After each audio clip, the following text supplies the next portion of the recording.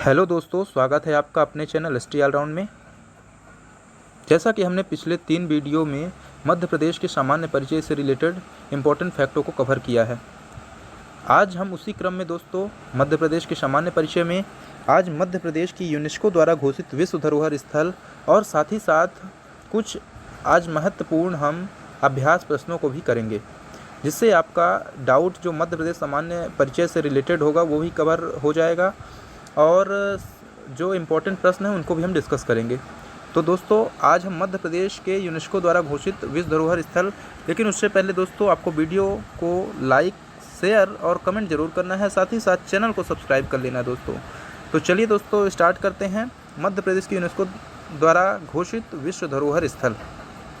सबसे पहले हम कवर करने वाले हैं भीमबेटका को। दोस्तों भीमबेटका आप जानते होंगे, इसके बारे में आज हम आपको बताएंगे। सबसे पहले आप ये ध्यान रखना है कि इसकी स्थिति क्या है। तो ये दोस्तों रायसेन जिले में स्थित है और प्रसिद्धि का क्या कारण है।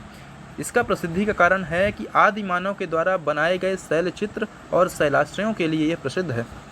दोस्तों इसकी खोज हुई थी स्वर्गीय श्री डॉक्टर विष्णु श्रीधर वाकड़कर द्वारा की गई थी। कब की गई थी? तो 1957-58 में इसकी खोज की गई थी। तो आपको ये ध्यान रखना है। और वर्ष 2003 में, कब? वर्ष 2003 में यूनेस्को की विश्व धरोहर सूची में शामिल किया गया है। तो दोस्तों भीमबेटका के बारे में आपको ध्यान रखना है। विष्णु श्रीधर वाकड़कर जी ने खोज की, 1957-58 में खोज की, रायसेन जिले में स्थित है और आदिमानव द्वारा बनाए गए शैलाश्रय और शैल चित्रों के लिए प्रसिद्ध है। और 2003 में क्या किया गया इसको दोस्तों? तो यूनेस्को की विश्व धरोहर सूची में शामिल किया गया। तो भीमबेटका आप ध्यान रहेगा दोस्तों। आगे बढ़ते हैं। अगला जो है इम्पोर्टेंट यूनेस्को धरोहर है सांची स्तूप। सांची स्तूप दोस्तों ध्यान रखना ये कहाँ है? तो ये रायसेन जिले में है। ये भी रायसेन जिले में। आइए इसके बारे में आपको बताते हैं। इसकी स्थिति भी दोस्तों रायसेन जिला है। प्रसिद्धि का जो कारण है, बौद्ध धर्म का प्रमुख तीर्थ स्थल है ये। अच्छा दोस्तों, इसका निर्माण कब हुआ था? तो निर्माण जो हुआ था दोस्तों 3री शताब्दी में सम्राट अशोक के द्वारा करवाया गया था। इस बात को भी आपको ध्यान रखना है कि सम्राट अशोक ने इसको निर्माण करवाया था। वहीं खोज की बात करें तो खोज जनरल टेलर के द्वारा की गई थी। कब की गई थी? तो 1818 में। वर्ष 1818 में जनरल टेलर ने इसकी खोज की थी। और इसको यूनेस्को के द्वारा वर्ष 1989 में सांची स्तूप, कब? 1989 आपको ध्यान रखना, सांची स्तूप को विश्व धरोहर स्थल घोषित किया गया। तो ये इसके बारे में, सांची स्तूप के बारे में भी आपको ध्यान रखना है। ठीक है दोस्तों, तो आगे बढ़ें। अगला इम्पोर्टेंट जो यूनेस्को द्वारा घोषित स्थल है वो खजुराहो के मंदिर है। तो खजुराहो के मंदिरों की बात करें दोस्तों तो इम्पोर्टेंट है, आपको ध्यान रखना है। यहाँ कई सारे मंदिर हैं, जैसे इम्पोर्टेंट मंदिर कंदरिया महादेव मंदिर है, 64 योगिनी मंदिर है, लक्ष्मण मंदिर है और जैन मंदिर जैसे पार्श्वनाथ घटाई का मंदिर है और भी कई सारे इम्पोर्टेंट मंदिर यहाँ पर स्थित हैं। तो जब हम मंदिरों के बाद चैप्टर स्टार्ट करेंगे दोस्तों तो उसमें हम सभी मंदिरों को कवर करेंगे। फिलहाल आपको खजुराहो के मंदिर जो यूनेस्को के द्वारा घोषित है इनको देखते हैं। सबसे पहले स्थिति जान लेते हैं। इसकी स्थिति है छतरपुर जिले में ये स्थित है।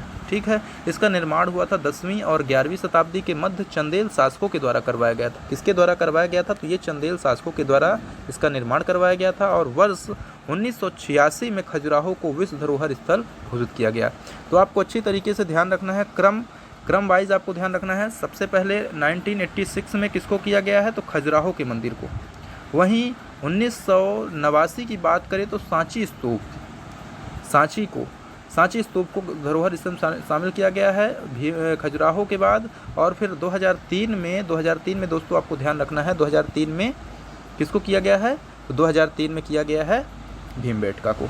तो ये इम्पोर्टेंट आपको ध्यान रखने हैं। ठीक, तो तीनों ये यूनेस्को धरोहर स्थल हमने कवर कर दिए हैं।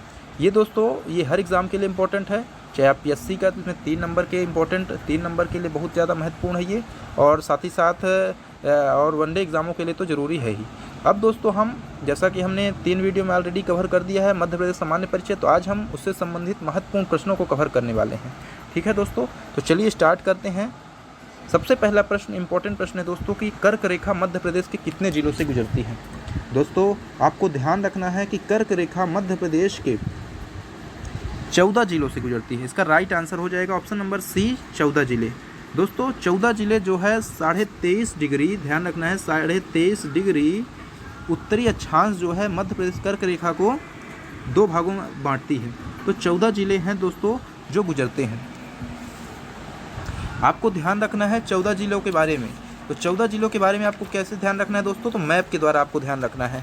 मैप इसका कैसे आप रखेंगे, हम सामने दिखाते हैं। इसमें आपको ध्यान रखना है इसमें 14 जिले कौन कौन। सबसे पहले दोस्तों आपको ध्यान रखना है रतलाम।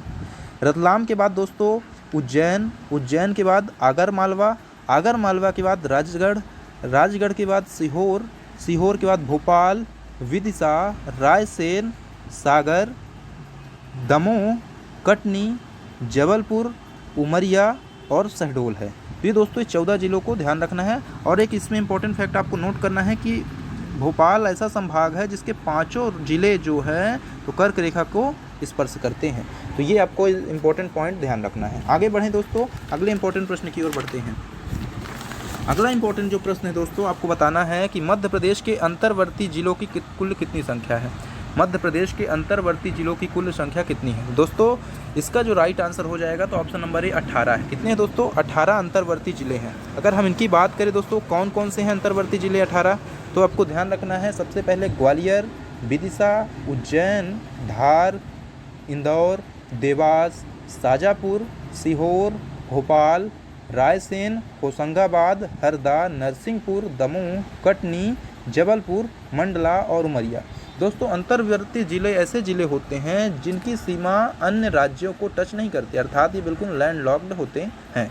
ठीक है, आगे बढ़ते हैं तीसरे प्रश्न की ओर। और तीसरा इंपॉर्टेंट प्रश्न क्या है दोस्तों कि क्षेत्रफल की दृष्टि से मध्य प्रदेश का देश में कौन सा स्थान है। तो इसका राइट आंसर आपको पता है, ऑप्शन नंबर बी दूसरा इसका राइट आंसर हो जाएगा। तो दूसरा जो है तो दूसरे नंबर पर है मध्य प्रदेश क्षेत्र। पहले नंबर पर कौन है, तो पहले नंबर पर राजस्थान का स्थान आता है। ठीक, आगे बढ़ते हैं। अगला इंपॉर्टेंट प्रश्न है मध्य प्रदेश को हृदय प्रदेश की संज्ञा किसने दी थी। तो मध्य प्रदेश को हृदय प्रदेश की संज्ञा जवाहरलाल नेहरू ने दी थी। भारत के प्रथम प्रधानमंत्री जवाहरलाल नेहरू जी ने मध्य प्रदेश को हृदय प्रदेश की संज्ञा दी थी, आपको ध्यान रखना है। तो इसका राइट आंसर जवाहरलाल नेहरू हो जाएगा। आगे अगले इंपॉर्टेंट क्वेश्चन की ओर बढ़ते हैं। अगला इंपॉर्टेंट प्रश्न क्या है दोस्तों कि मध्य प्रदेश की दक्षिणी सीमा की ओर कौन सा राज्य अवस्थित है। दक्षिण सीमा में दोस्तों भारत की जो मध्य प्रदेश की 5 राज्यों के साथ सीमा बॉर्डर टच करता है, उनमें से दक्षिण में है महाराष्ट्र। कौन है दोस्तों, तो ऑप्शन नंबर सी इसका right answer Maharashtra right answer हो जाएगा। आगे बढ़ते हैं अगले इंपॉर्टेंट क्वेश्चन की ओर। अगला इंपॉर्टेंट प्रश्न है कि मध्य प्रदेश सरकार ने वर्ष 1981 तो वर्ष 1981 में किस से क्रमशः राजकीय पशु और पक्षी घोषित किया है। तो दोस्तों आपको ध्यान रखना है राजकीय पशु और पक्षी किसे घोषित किया है, तो ये घोषित किया है दोस्तों ऑप्शन नंबर बी बारहसिंघा और दूधराज को। 1981 में इन्हें राजकीय पशु बारहसिंघा, राजकीय पक्षी दूधराज, जिसे पैराडाइज फ्लाई कैचर भी बोलते हैं। तो ये आपको ध्यान रखना है। आगे बढ़ते हैं अगले इंपॉर्टेंट क्वेश्चन की ओर। अगला इंपॉर्टेंट प्रश्न है कि मध्य प्रदेश का उत्तर से दक्षिण की ओर विस्तार कितना है। तो इसका राइट आंसर हो जाएगा ऑप्शन नंबर बी 605 किलोमीटर। कितना है दोस्तों, तो 605 किलोमीटर उत्तर से दक्षिण है। वहीं पूर्व पश्चिम की बात करें तो 870 किलोमीटर पूर्व पश्चिम है। तो ये भी ध्यान रखना है आपको। आगे बढ़ें तो अगला इंपॉर्टेंट क्वेश्चन है कि मध्य प्रदेश और छत्तीसगढ़ राज्य के मध्य किस घाटी को लेकर विवाद चल रहा है। दोस्तों इसका राइट आंसर आपको ध्यान रखना है ऑप्शन नंबर बी किरार घाटी।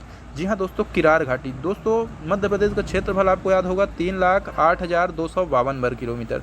कहीं कहीं आपको देखने को मिलता होगा 3,08,245 वर्ग किलोमीटर, लेकिन 245 जो है 252 यही जो गैप है इसका, ये किरार घाटी के कारण ही आता है।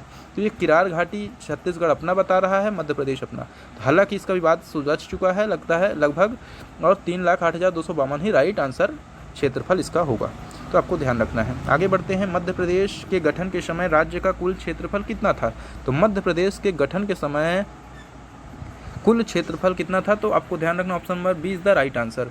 दोस्तों आपको कैसे याद रखना है, इसको 3 भागों में बांट लीजिए। वैसे तो आप याद करेंगे 4,43,446 वर्ग किलोमीटर, तो ऐसे तो भूल जाएगा। आपको 443 446 वर्ग किलोमीटर आपको ऐसे ध्यान रखना है। ठीक, तो ये राइट आंसर हो जाएगा। वहीं 10वां इंपॉर्टेंट क्वेश्चन है कि मध्य प्रदेश के किस जिले की सीमा राजस्थान और गुजरात राज्य को स्पर्श करती है। तो ऐसे मध्य प्रदेश की कौन सी सीमा है दोस्तों, हमने पिछले वीडियो में कवर किया है इनके बारे में, सभी अंतर्वर्ती जिलों के बारे में, सभी कौन से जिले मध्य प्रदेश के बाहरी राज्यों को टच करते हैं, कितने जिले टच करते हैं, सभी को हमने कवर किया है। आपने अगर वीडियो नहीं देखा है तो प्लीज़ जाके वीडियो ज़रूर देखिएगा एक बार। तो इसमें दोस्तों इसका राइट आंसर हो जाएगा ऑप्शन नंबर बी झाबुआ। क्या होगा दोस्तों, झाबुआ जो है तो राजस्थान और गुजरात की सीमा टच करता है।